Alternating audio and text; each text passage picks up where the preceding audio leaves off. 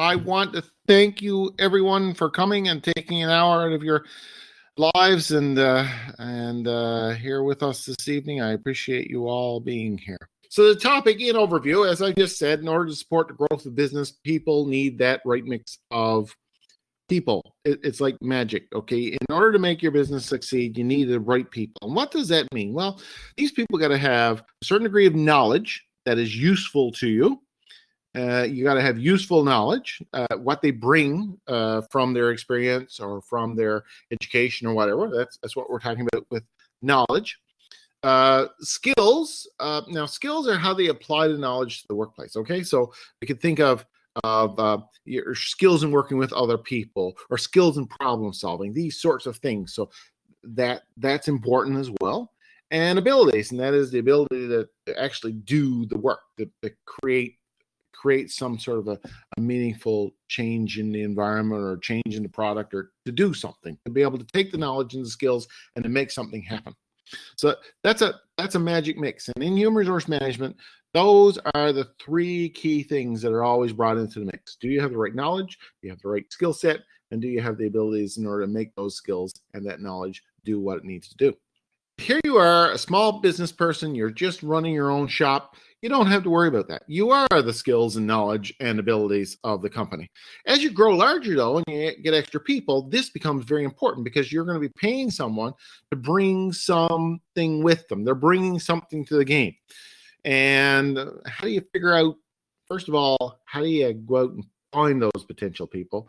And then how do you get them in the organization? And how do you direct them once they're in there in order to make them do something valuable? All of this within a legal environment. In the past 30, 40 years, the legal environment has become much more complex. Since the Charter of Rights and Freedoms was brought in the early 1980s, we have to ensure that everything we do respects basic charter, okay, which is basic rights of every individual in Canada. And the Charter of Rights and Freedom generates all kinds of other laws that we work under now. For example, occupational health and safety, equality rights, labor standards. All of those are impacted by what the Charter has set forth. And every organization needs to have a good understanding of the basic elements of those laws. The last thing we're going to look at tonight is this idea of termination. Now, nobody likes this topic. It's an awful, awful thing when you need to let someone go.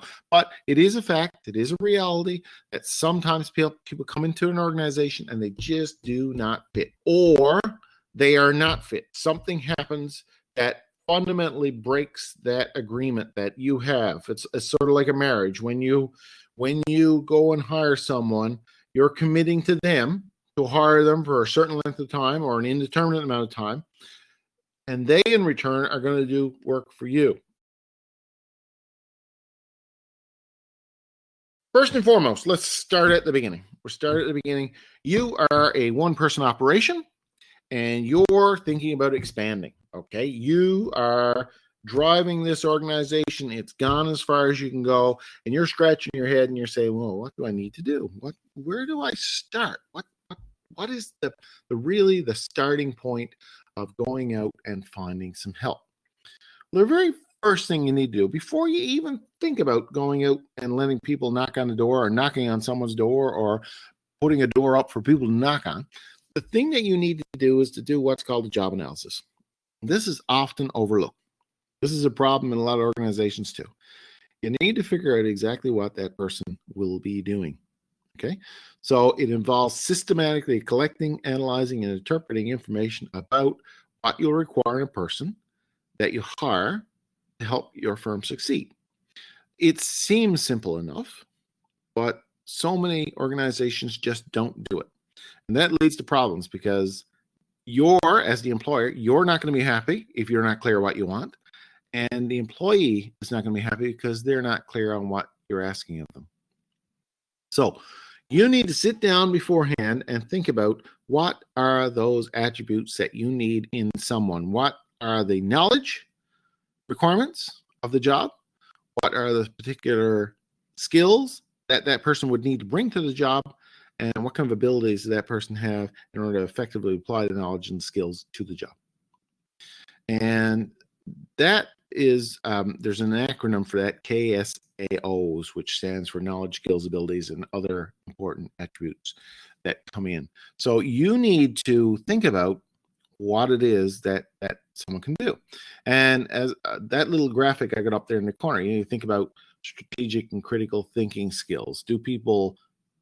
What do people need to think in this job? Is this a thinking job or is it a doing job? Performance management, how are you going to measure how well they're doing? Project management, do they have any idea how to manage a project? That could be a good skill that someone would want to bring. Communication, that's often one that we need. So these are all learned skills that someone brings to the table. Knowledge could be things like personnel policies and procedures. Someone knows about personnel policies and procedures, or some particular subject matter. If you're dealing with pipe fitting, for example, the knowledge is on how to assemble pipes. That's a basic thing that you need to do if you're a pipe fitter. And the other thing that comes under knowledge is I got CPUC, which doesn't stand, it's California. I just took this from a California organization, but your organization's practices and culture. Do they have a good idea of what your organization's about? That's a big thing that people want too, is if you're an organization, you want to hire people who have a clue what you're doing and probably are aware of it and share your passion for it.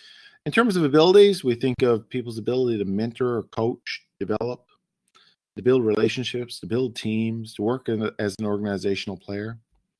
And other characteristics could be things like a good work ethic or being engaged or being decisive or being a people person. So these are all key things that you'd often want to find in people. So in your job analysis, what you need to do is sit down and think about what are those things that you need.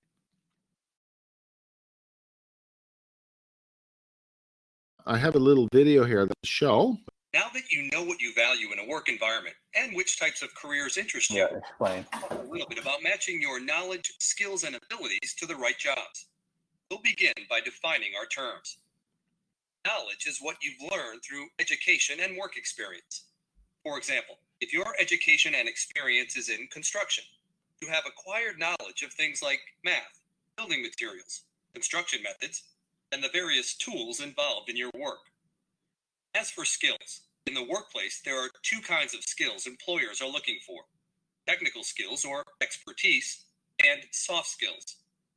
Technical skills are the specific tasks like cooking, computer programming, or teaching that relate to a particular occupation. Soft skills are personal attributes that enable someone to interact effectively with other people. Most soft skills are learned in everyday life and can be improved at any time. Often, these skills are the reasons employers decide to keep or promote an employee. And finally, ability refers to whether or not you possess the means to perform a job. For example, stamina is the ability to exert yourself physically over long periods of time. It's an essential ability for professions like fitness trainers, firefighters, or even being a server in a busy restaurant. Once you understand these terms, you'll find some excellent online resources for exploring how knowledge, skills, and abilities line up with different occupations. For example, ONET Online lets you browse their database of jobs by knowledge, skills, or abilities. Here, we select knowledge and get a list of job categories based on knowledge requirements. If you select building and construction, you get a list of occupations that require some level of building and construction knowledge. Select an occupation such as building inspector, and ONET provides a summary report on that occupation that includes the knowledge, skills, and abilities the job demands. Sites like ONET provide you with a wealth of information on hundreds of careers. Take your time. Explore. That perfect job may be the one you have never considered. So far in the reflect, analyze, and explore stage of your journey, you've inventoried your values and interests. You've looked into the knowledge. So with that done, little video, it explains the kind of, those four items need to be front and center in terms of your assessment. What is the knowledge, skills, and ability? Okay. So as was mentioned in the video, one of the things too that you have to do is to kind of define your job. So once you figured out what you need in a person, you need to think about how you're going to be able to codify that into a job. This is really writing a job description that outlines what job the person is going to be doing, and that's a challenge too, because sometimes this is easy on paper to do, but difficult in reality to do. So you can develop a job description by writing it down, and it helps you kind of get a sense of what is it you need. So writing it down is very important. Where do you start though in order to write it down? What are some assistants that you can take advantage of in order to help write this down?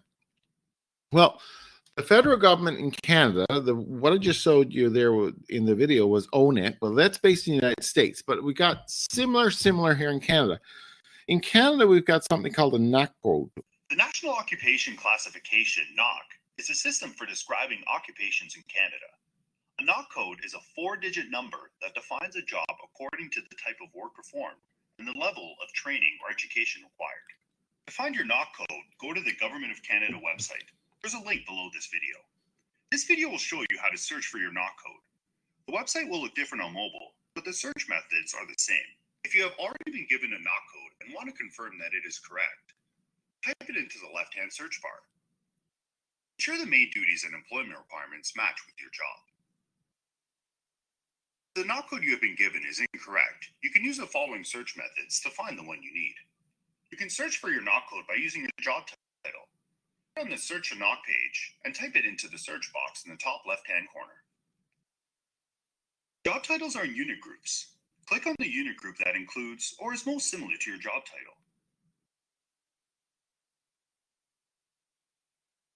Read the example titles, main duties, and employment requirements. Click View All Titles to see more. It is more important for your job to match with the main job duties and employment requirements of the NOC than with the job title. Both of these sections match your job, you found your NOC code. If these two sections don't match with your job, look for other options in the unit groups listed under Classified Elsewhere. If you didn't find your NOC code using this method, you can also search using keywords that describe your job duties. Click Search the NOC on the left-hand navigation menu. Select descriptions from the drop-down box and hit Next. You can search different sections of the NOC, such as main duties or employment requirements. Put in keywords that describe the section you are going to search. Choose a search operator. If you select AND, you will see results that contain all of your keywords.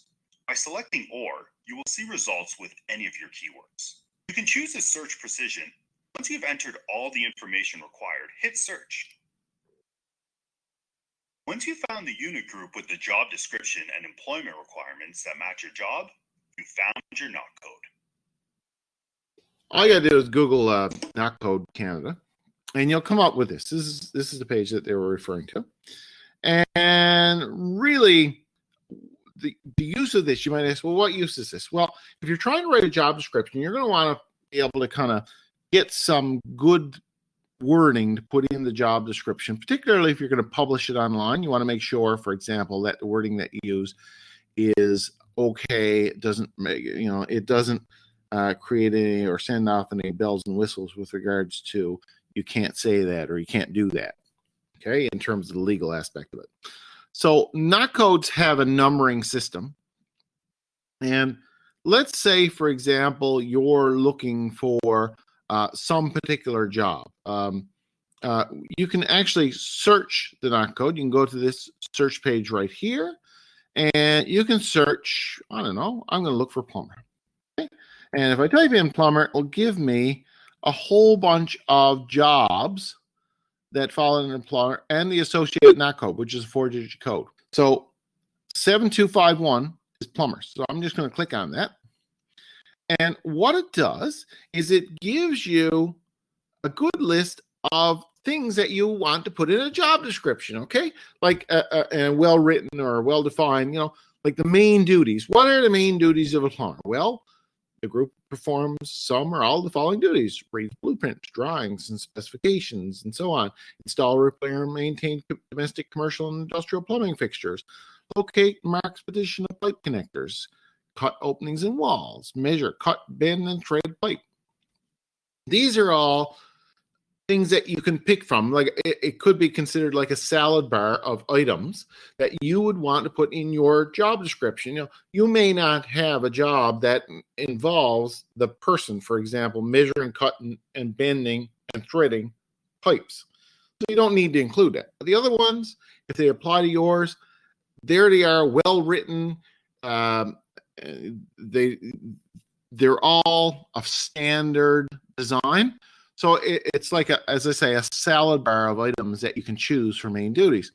Same thing with regards to employment requirements. If you need to say, well, what are some of the things I should put in my job description in terms of employment requirements? And you can see, completion of secondary school, completion of 4 or 5 year apprentice program or combination, trade certification, the concept of red seal, and so on. Additional information could be, for example, like a red seal endorsement.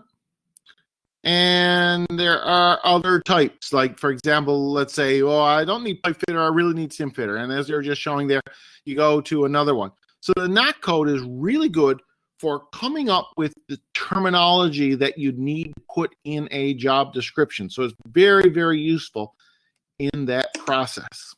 So when you're writing a job description, there's some basic steps that you need to take into the position. And you basically saw them there in the NOC code. So you need to make a list of the position duties and responsibilities. So a lot of those things were there in the NOC. So you can actually take that and cut and paste it right into position duties and responsibilities. Make a list of the skills and experience needed to get the job done. Same applies. What are the normal things that you need to bring that? For example, red seal would be one of the things. Make a list of other important factors required for success in the job. There may have been information in the NOC code there that could be useful for you, or maybe there's other sources of information that you can draw from. But other important factors that are required for success: be able to work independently, bring your own vehicle. These sorts of things would come into play. And then you're going to have to do something difficult, and that is decide on a fair salary for the position. One of the things that you really need to do when you think about this fair salary for position is go and look to see what other companies are paying their employees. What's out there? What is widely available? And you can do that by either calling them up, calling the Chamber of Commerce, or you could look at other job ads, for example, and usually these things are all online right now, and say, well, what are other companies offering to pay? So these are all useful. So these key things right here, these 4 key things are very important in order to write a job description, and the tools, as I just showed you, are useful there for pulling that information together. One of the things that you want to do when you consolidate it all is be able to write a job advertisement, okay, an advertisement. So the job description really kind of helps go off and help build a job advertisement. So what is it you're going to put up? Well, you're going to need a specific job title, and the description would have that as well. You're going to have to tell about your business, and that is useful, particularly if you're trying to get someone to come and work for you. You want to be able to give them a little bit of background on what your business is and what your business does. It's short. It's 3 to 5 sentences, as I say. The position details, and that really comes right out of the job description, and further instructions. How should they apply? So I have this little video as well, which kind of fleshes out. Dave Raring here again with FitSmallBusiness.com and today's lesson of the day. In today's lesson, we're going to continue our series on how to hire and manage. We'll look at how to write the perfect job description to advertise a new open position. So let's get started. Step 1, make a list of the position's duties and responsibilities. One of the mistakes that small business owners often make when writing a job description is not outlining in detail what the day-to-day of the new employee would look like. This makes it hard to identify the right candidate for the job and makes it less likely that your job posting will attract the specific talents you require. So think about what the day-to-day responsibilities of the new employee will be, and then put those responsibilities down in a list. Step 2, list the skills and experience needed to get the job done. To make this list the most effective for your job description, you want to order it from most important to least important. An easy way to do this is to separate the skills and experience that an employee has to have to even be considered for the position from those that would be nice to have but not absolutely necessary. Step 3, list any other important factors, such as the type of personality you're looking for and how they will be working. Here are some questions to ask. Will this person be working independently or as part of a team? What are the personalities of the people on the team currently, and does this person fit? How much flexibility do they have in how the job is done? Do you need someone who can simply follow instructions, or someone that can operate with little supervision? How does doing this job in your company differ from doing a similar job at other companies? Step 4, decide how much to offer. Studies have shown that as long as you are paying a fair salary, money is not a good motivation tool for employees. So the best idea when writing a job description is to offer a fair salary, but find another way to motivate your employees. For more on the problems with using money to motivate and what you should use instead, see the video by Dan Pink, which I've included in the resources link below this video. So how do you come up with a fair salary? The first thing you want to think about here is how much experience you want the person to have. Are you willing to pay extra to get someone who can come in and hit the ground running? Would you rather pay a lower salary and train someone with less experience? Once you have thought about this, you want to see what data is publicly available that can help you get an idea of how much your perfect candidate may require in compensation. Brad Ferris from nmass.com has a great video on exactly how to do this, as well as some other great tips on writing a job description, which I've included in the resources link below this video. Here's my summary of that video, which uses an interactive project manager in Chicago as an example. Search Google for interactive project manager salary range plus Chicago. Look for industry salary surveys. What are the trade associations that these types of people might be a member of? Search for their name plus salary data. Talk to other business owners and ask them what they are paying for jobs like this. Be sure you talk about the specific duties of the person so you make sure you're comparing apples to apples. The advanced search on careerbuilder.com, search for the job title there, and then select show only those with salary info. Use the cost of living calculator in the resources link below this video to adjust the salary levels you find for similar positions to your location.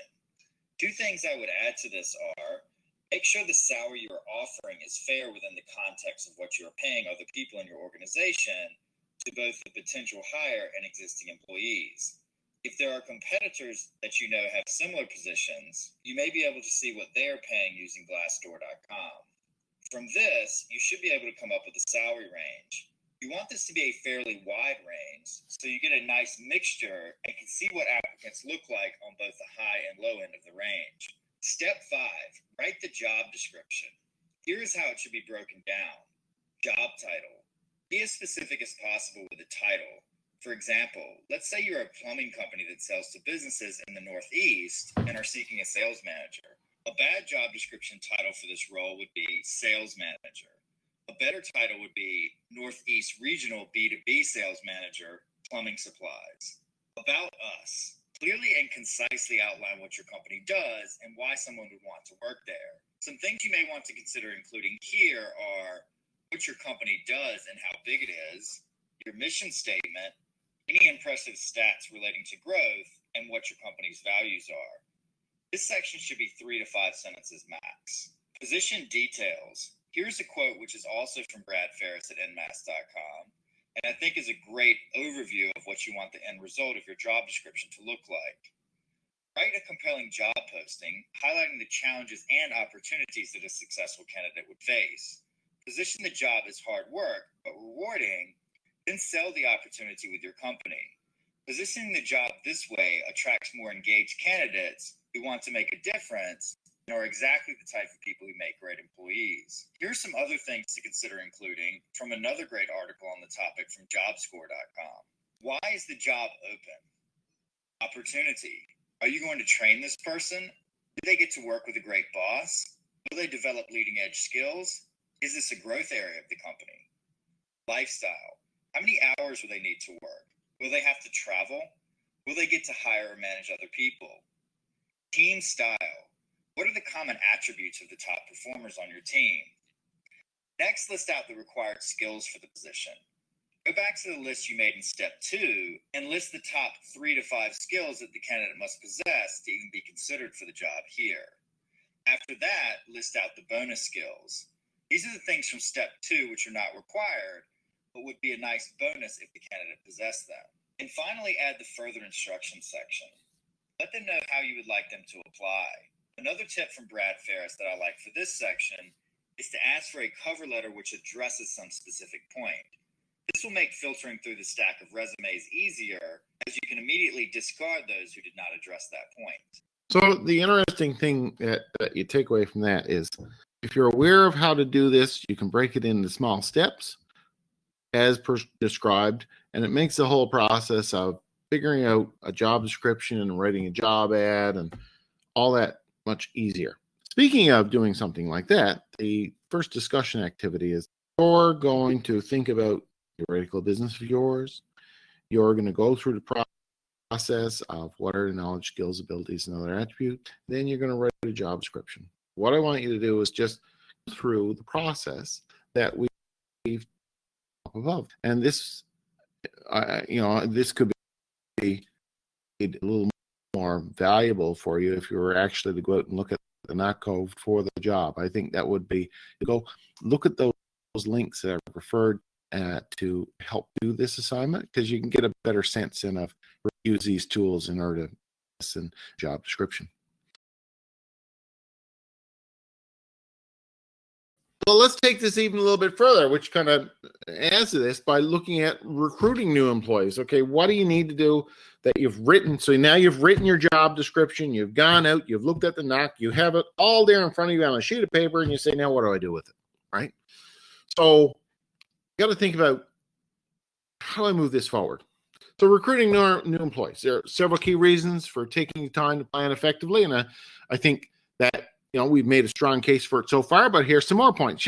Good people make money for your business. If you can find the right person, it means your business is going to be more successful. It is worth your time and effort up front to get the good people. Effective recruitment and selection can give your business a competitive advantage. You know yourself. You think about any organization you've worked for. Maybe you're the good person in that organization, but there are star people in organizations that I'm sure many other organizations would love to have. Well-executed recruitment motivates, reduces turnovers, increases productivity, increases profitability. That's important too. If you do recruiting well and you already have employees, let's assume that you're in an organization that has many employees. Doing recruiting well is seen by the employees that work for your organization as a motivator. They know where they stand in terms of their opportunities for growth. They know that the persons being brought in are well vetted. This process allows us to get good employees, so they'll be working with good people. And it certainly serves as it gives a positive sense. It gives a positive sense to your own employees when you do it professionally.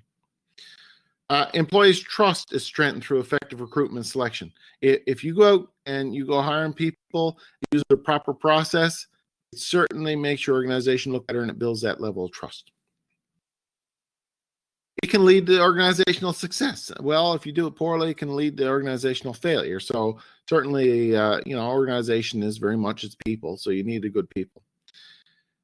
And as you select potential employees, a well-thought-out hiring plan will significantly reduce the risks associated with potential conflicts of discrimination, inappropriate interview questions, and poor performance, poor preference checking. This, as I say, this is a very delicate issue now in today's day and age. So doing it right certainly reduces chances of legal problems. Where can you find these potential recruits? They're out there. They're all over the place. And probably the biggest source is right under your nose. Recruiting from within. Normally, if you have an organization, this only applies now if your organization is a little bit bigger, okay, and you got a number of employees. If you had an option between hiring a brand new person or promoting someone within the organization, okay, what are you going to do? Well, what does it say to people when they have an opportunity to promote it? You put yourself in the position of the person that potentially is going to be promoted now. If you recruit from within, what that does is allows you to hire people from within your organization, promote them up through the organization. It gives them a pat on the back. It recognizes their efforts. It is a very strong motivator for them. For you, it allows you to hire someone who's already familiar with the organization, someone who's been tested, tried and true, and someone who you have a good bit of faith in already. So there's a definite benefit to hiring from within. You know, it's a human resource plus and a management plus. So it's a win-win. Now, your organization has to be big enough to do this, but most organizations, government, for example, or organizations like towns and whatever, will normally try to recruit within first. If we got a job opening, we look around and we say, is there someone within our organization who could potentially do this role? Sources of potential recruits, other sources, job advertisements, help wanted, everything's online. That used to be in the newspaper, it used to be on billboards. No, not anymore. It's all online. And 60% of the seekers, 60% of the jobs get it through online. Employee referrals is a big one too. Your employees are a great source of other potential employees. And that word of mouth advertising is really, really valuable. So if you got employees already, they might be able to put you on to potential new employees. Networking, chambers of commerce, boards of trades, other organizations, Tim Hortons. All of these are networking opportunities to get together and to shoot the breeze with other people and find out who are potential candidates, who out there might be interested. Walk-in recruitment. This is where someone knocks on your door and comes in and says, hey, I'd like a job. It doesn't happen very often, but it does happen. Employment agencies, not too common in Newfoundland, but there are in larger centers employment agencies, which are companies that are in the process of doing the recruitment for you. You go to them and you say, I'm looking for a person to do whatever, and for a fee, they'll go find someone for you. And probably the one that I like the best is the educational institution. And all of us here who are instructors at the college know our students well. And if a potential employer, and this happens all the time, and you guys out there who are working with me in the college, you know that the employers come on a regular basis and they ask us, who should we hire? Who have you got? Now we're moving to the next step, which is hiring people. Okay, so it's a whole new ball of wax. Now we've got all this potential pool of potential employees out there. How do we figure out which one to pick? Or if the pool is not that large, should we pick either one of them? So again, that right person for the job is someone who has those basic knowledge, skills, and abilities. We need that. But we need to be able to make the decision more objectively than we have in the past. The decisions that are made in the past are somewhat based on our gut feeling as opposed to anything else. And that's often led to some, if they're a lot like ourselves, we tend to prefer them, right? That's the thing. But probably they may not be the best. So there's a biases that we bring into those decisions. What can we do in order to get rid of that bias? Well, objectivity allows us to kind of filter out bias and be able to make a decision based on a bunch of criteria that has to do with the job, but not anything to do with anything else. Hey, even going through that job description process that we talked about at the beginning, it really allows us to sit and think, what are we looking for? What do we need? And we're going to be able to, from there, develop some job-related interview questions. So it gets us thinking about, from our employer, from us as the employer's point of view, we're thinking about what can we ask someone, and we need to ask something that's relevant to what we're doing here. So it allows us to kind of do a little bit of a self-analysis for what we need. We got to develop a good answer key for those questions. And the answer key allows us to say, this person met those points when they answered the question, or they didn't meet those points. So if, for example, you ask about an experience a person had in their past and how they resolved a problem, your answer key, you're going to say, well, I can't write an answer key for that, but you're going to you're going to, in the answer key, you're going to ask, did the person tell the story in sequence? Did the person effectively resolve the issue? So these are the kinds of things that you're going to be looking for in the answers. Did the person explain it well enough to be able to clearly articulate what the problem was and how it was resolved? Usually when you get a candidate in for an interview, there's a little bit of a chit chat at the beginning. You got to engage them in informal conversation, but you got to be attentive too. You don't have your cell phone going or phone going or these sorts of things to throw the person off. And you need to be able to just to make the person relax without getting too much into personal stuff, because again, that could lead to a potential bias.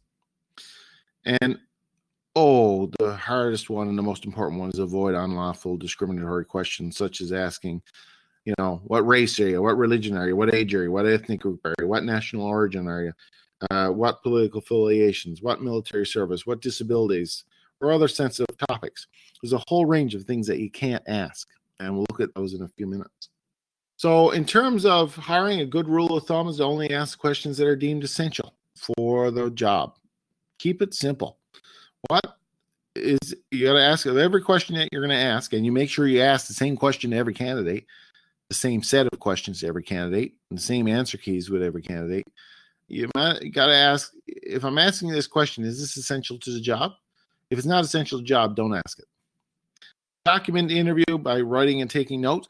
Usually when you do an interview, it's useful to have at least two people interviewing, so that way one person can take the notes while the other one asks questions.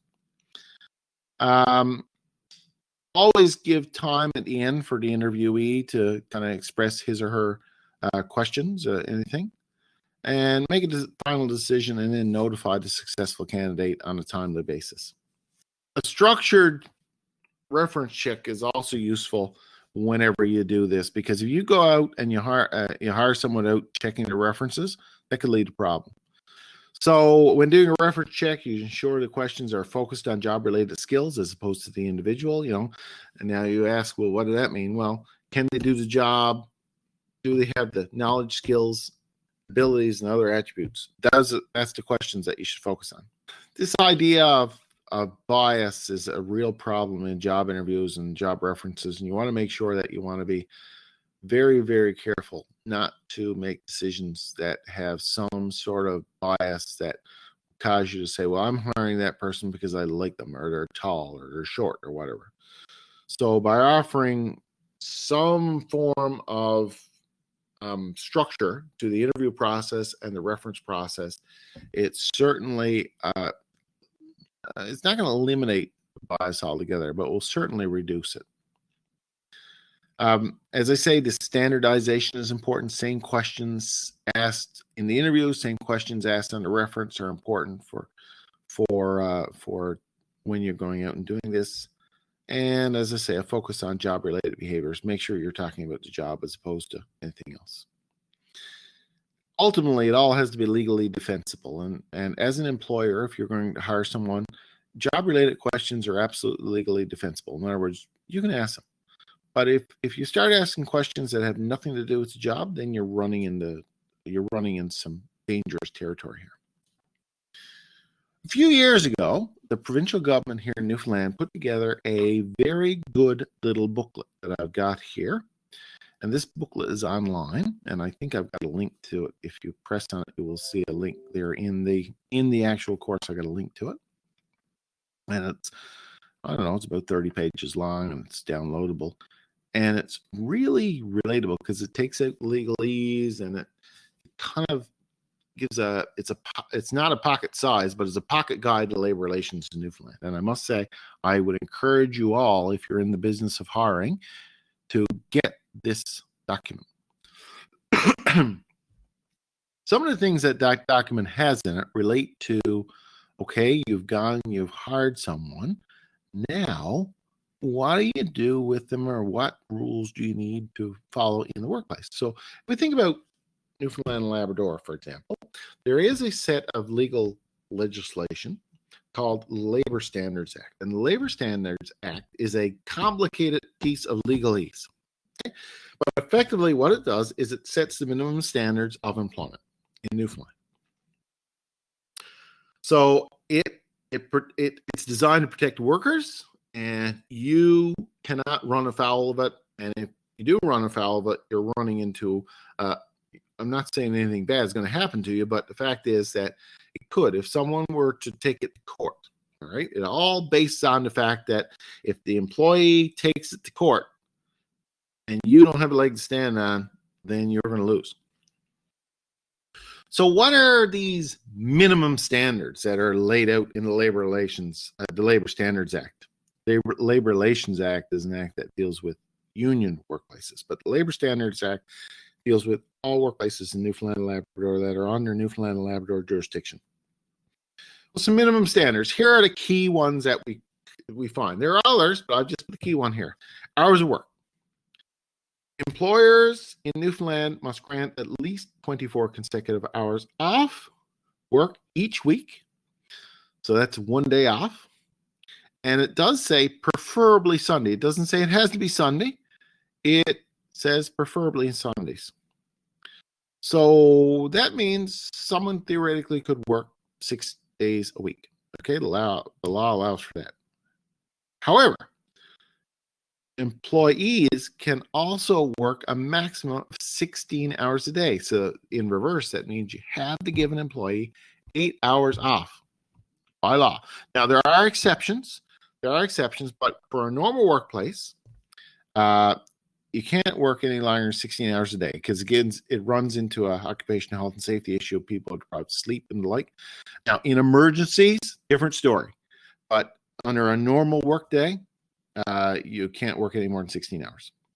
Overtime. Now, here's an interesting one that a lot of employers worry about, and the way the legislation is written is important. After 40 hours of work in a given week, employees must be paid at least 1.5 times the minimum wage. Not their salary. No, it's 1.5 times the minimum wage. So if you're making, I'm going to say $25 an hour. If you're making $25 an hour and you have to work overtime, some people are going to pile up and say, well, I'm supposed to get time and a half. No, legislation doesn't say that. Legislation says you have to get 1.5 times the minimum wage. Okay, so that's an important one for employers in understanding how the labor legislation is set up for overtime. The other thing is that if you call an employee into work that he's not regular or she's not regularly scheduled for, you have to pay him at least 3 hours work. You might only call him in for 15 minutes, to unlock a gate or whatever. But the law says you have to pay him for 3 hours because the fact is that you did get him out of bed or whatever. Breaks. Employees entitled to at least a rest period of 1 hour following 5 consecutive hours of work.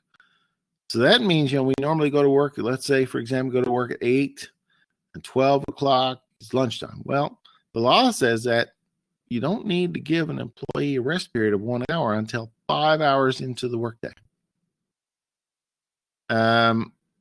After work meetings and extra duties, employees are required to be paid to attend meetings or duties that cannot be completed during their work day.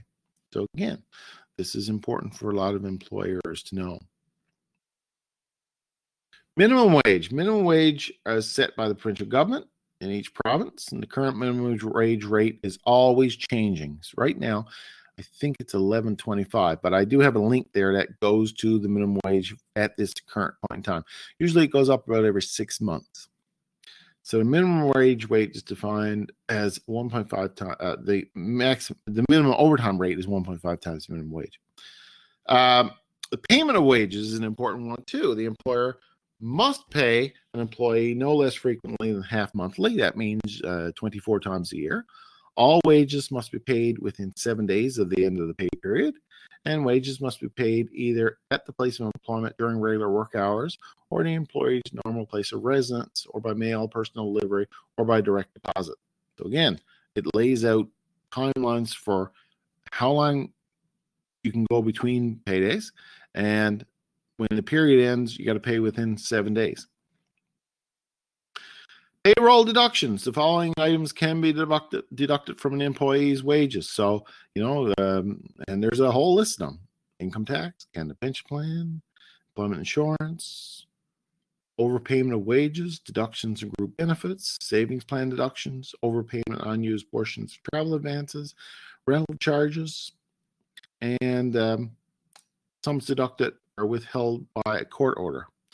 So, you think about these legal holdbacks, and these legal holdbacks, particularly the government income tax, Canada pension, EI, are dictated by the federal government, and the provincial government supports this in their legislation to say these got to be pulled out of people's wages.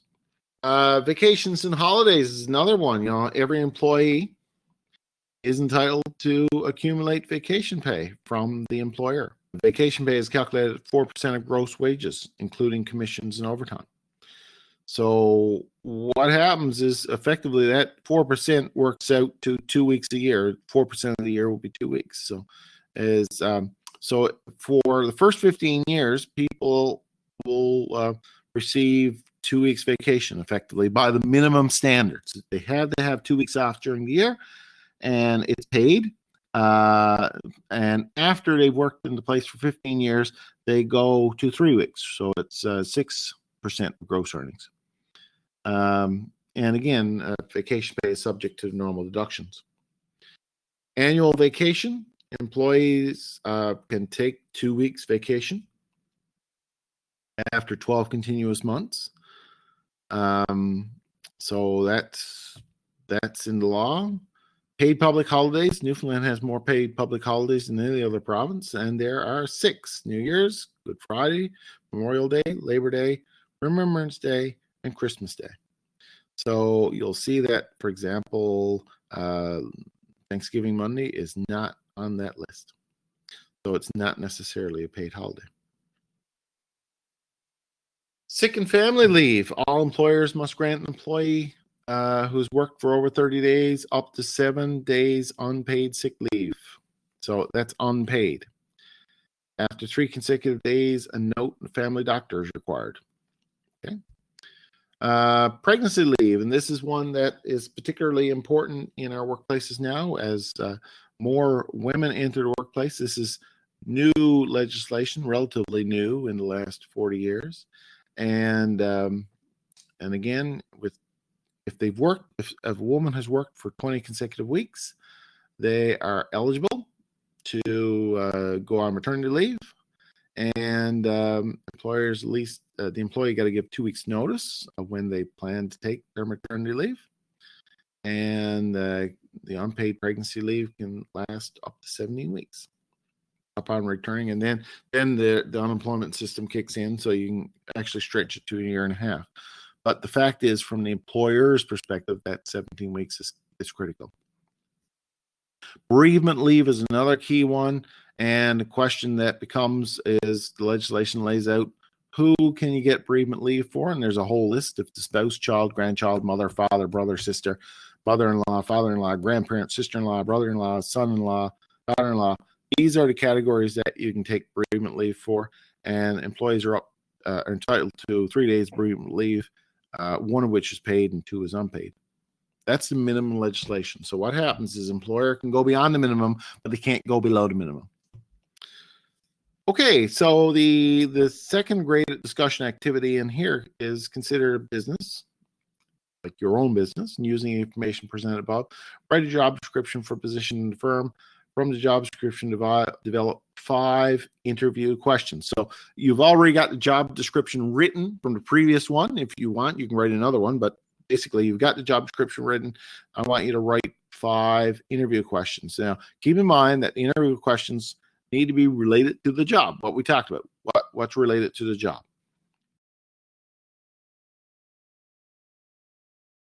We've taken it through now, so we've planned to get some employees in. We've recognized that we need some new people.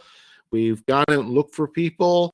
Now we've hired people, and we've got them working in the workplace. We know the regulations exist with regards to the workplace. Now we're at the end of the cycle. The end of the cycle is, oh goodness, we're about to terminate people.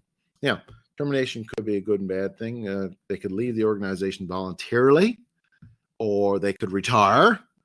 It could be a bad thing too, in the sense that we really need to get rid of them.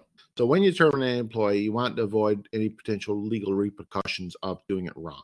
You need to recognize that there is often a notice period for people. So if you're going to lay them off, you have to give them a notice period. Now, in lieu of that, if you don't give them news, say, I'm going to lay you off tomorrow, so you can get rid of them tomorrow, but you have to pay them for the time in order to make up for that required notice period. There is such a thing as probation, which is a wonderful, wonderful thing for employers. When you hire someone new, there is what's called a probationary period. And in fact, the probationary period isn't out for you. When you hire someone and that person comes on, you can get rid of them without cause, without any repercussions, for a period of time. I've listed there the time frames, 3 months and up to 2 years, 1 week notice, and so on. So those things are what's laid out. When you hire someone, you want to make sure that they're clear on what the probationary period is, and that you're clear on when that probationary period comes up. Because if you're thinking they're not working out, make sure that they're out of the organization before the probationary period is up. Otherwise, you could face some legal problems. Generally, terminations fall into two categories, as I say, a voluntary termination, such as I left or I retired, or an involuntary termination where you got fired. Okay? And the voluntary termination is not too much of a problem. It's pretty straightforward. Employees can leave on their own volition. You can't really stop that. But involuntary termination is when you have to get rid of them. Okay? And the employee is terminated by the employer. Most employees can be terminated at any time for any reason. However, there are circumstances where termination dictates a better approach. So termination can come under two categories in and of itself. Termination with cause. Termination with cause is a hard one to prove, but if someone is caught stealing or someone does something to fundamentally ruin the working relationship, okay, that employer-employee relationship, that trust is broken, you're going to argue as an employer that fundamentally it was ruined. That would be what we call termination with cause. So in the event the employer has a sound job-related reason to terminate an employee, such as the employee's incompetence or absenteeism, then we say the employer dismissed the employee with cause. And under such circumstances, it can be argued in law that the fundamental employment contract was broken by the actions of the employee, and the employer owes no further obligation to that employee. Now, the court may look at it differently, but you will argue if you're going to fire someone because they did something so egregious to you that you had to get rid of them. If you can prove that in court, you will owe them nothing. The other thing, though, is one where we want to get rid of someone just because. And this is what's called termination without cause. So the employee needs to be escorted out the door for some reason.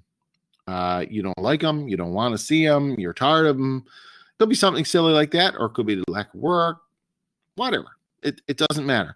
But this creates a problem for you because you need to be cognizant of the fact that the employee can come back on you if you don't reach a good agreement. The common law looks at this as no more than a legal contract being broken. And they're going to ask, was there some reason for that contract to be broken? And if it was, then the courts will agree with you and side with you. If it wasn't, and the court says no, the employer broke the contract, then you could run into some legal problems. So you need to be very careful when you fire someone without cause that you pay them the notice and you say to them, there's no cause here, but I'm going to pay you and escort you out the door and you're going to thank me for it. That's basically what you need to do without cause, is make sure that when the employee leaves, the employee got some money in his pocket or something to compensate him for that being escorted out the door.